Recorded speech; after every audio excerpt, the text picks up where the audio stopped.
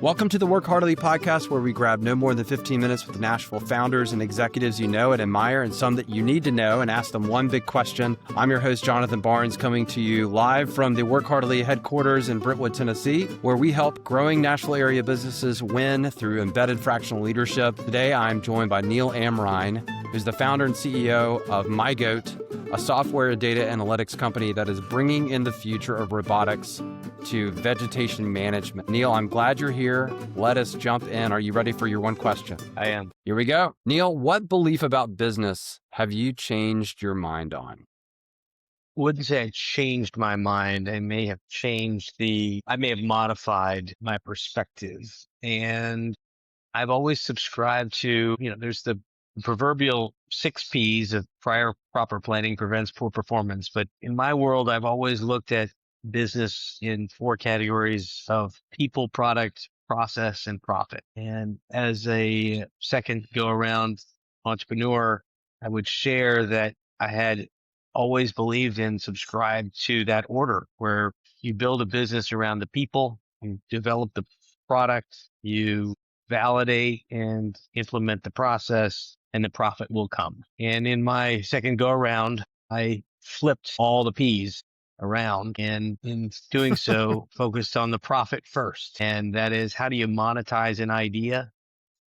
And then how do you build the process that's repeatable and scalable? That product, which seems like it'd be the first thing that you would produce, can change. For our business, for example, we've gone from a technology company to that's really software focused, really robot as a subscription, or the SaaS model, to a data analytics company, to an AI powered, almost headless business, which is wild to even discuss. And that is part of our product. And then the people, as far as finding the right people, and finding the right people not by instinct, but by analytics, using tools that find the right individual who are not only capable, but who are interested and want to be here, and they match with who they are naturally in their capacity. That has been an interesting experiment and a seismic shift in modification in what I thought and what I do now. What was the big catalyst that you mentioned? It was a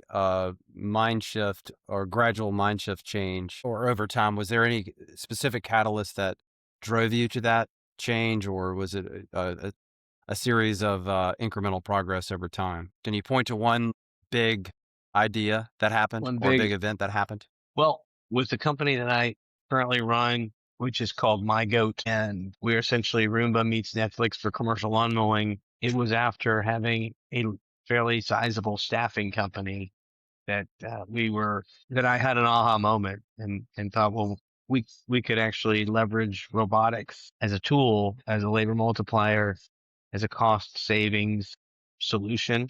And I would say I went from a people-centric business to a profit-driven mentality, not in a bad way, but how do you monetize a SaaS company when historically, at least in the last 5 to 10 years, it was, I have this great idea, I'm going to raise some money, and we'll be in the red forever. And I had no interest in building a hobby, but rather a profitable business. So I've been laser focused on the profitability of the business first, as opposed to building the right product or developing the right people or having the right processes. So yeah, I think that has been, if I had been able to focus as a first time entrepreneur on how do you monetize on your idea, I think it would help a lot more folks who want to be an entrepreneur, but unfortunately they are wantrepreneurs, not entrepreneurs.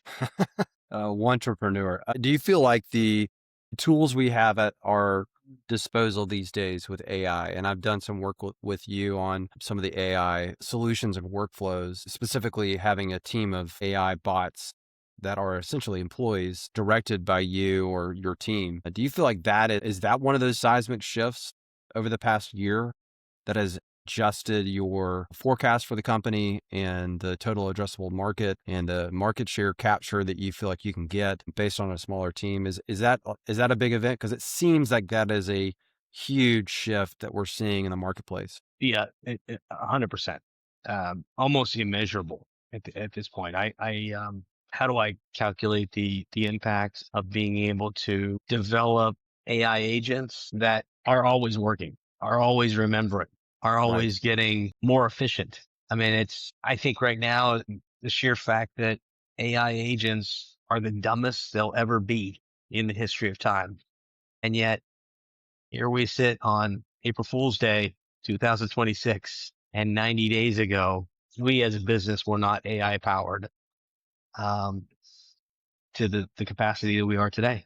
We're at a warp speed, something that's almost unrecognizable. Yeah. I had a friend, two quick stories. One is, I had a friend last week described the AI experience, the journey, as simply this: you're able to build a car, a full car, in 1 month. You're able to get in that car and drive it at 115 miles an hour. And you might go 2 miles, you might go 10 miles, but one thing for sure is going to happen. You're going to crash into another car. When you crash into that car and have a total wipeout, you're going to be able to rebuild your car in 2 weeks. And that car will be able to run at 140 miles an hour until it crashes into the next car 2 miles or 10 miles down the road.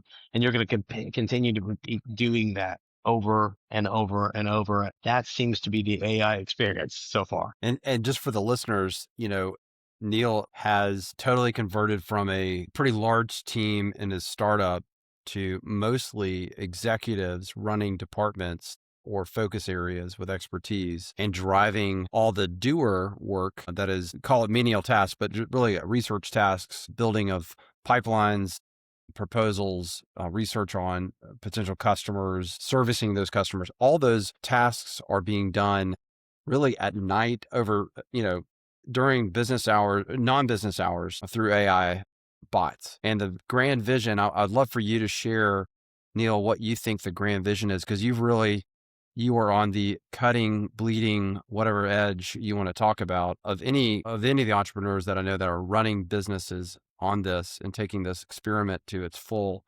uh, full potential. Like, what is your grand vision? Maybe for MyGoat, but for what you see as other grand vision, future planning for entrepreneurs now.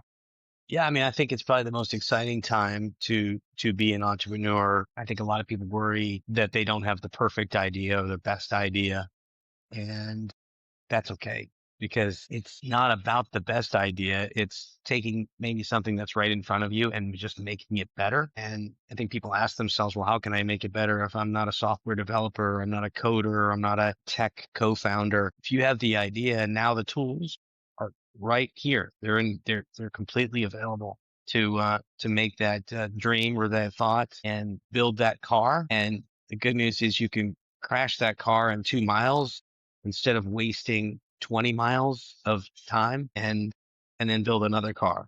And that's really an exciting place to be. As far as our vision is concerned, from what I can tell, my Chow, as I like to call him, my chief AI officer, my Chow, and my CTO, um, have shared with me that we have the vision and the future of accomplishing what would be referred to as a headless business. No heads. Almost hard for me to conceptualize, because I can't imagine that someone would buy a headless business. If you build something, you obviously are either trying to sell it or have an exit at some point. It's going to be an interesting ride for the next. Oh, I mean, what's going to happen in the next 2 years is probably more exciting than what's happened in the last 20 with regard to technology. So Yeah. for us, we're embracing it, and there is no limitation other than imagination. Spoken like a true founder. Neil, you said you had two stories. I hope I didn't distract you to not sell the other story. Oh no, If that you had the was other story. the other story that I was sharing. I would have shared is with regard to my own personal business, where we had throttled up, and I shared this morning, I believe, throttled up an AI agent who's an inside sales person.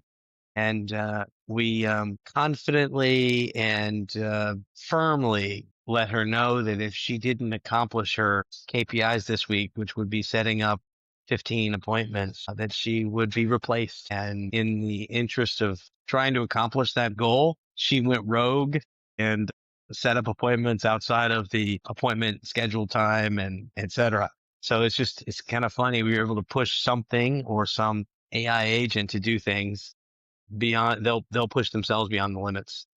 Well, we had a couple of technical difficulties. That's okay, though. We had a great conversation with Neil. Thanks again, Neil, for joining us. And thank you for spending some time with us here at the Work Heartily podcast. If you enjoyed the conversation, please subscribe, share this episode with another founder or leader, and visit workheartily.com to learn how embedded fractional leadership can help you and your businesses thrive. See you next time.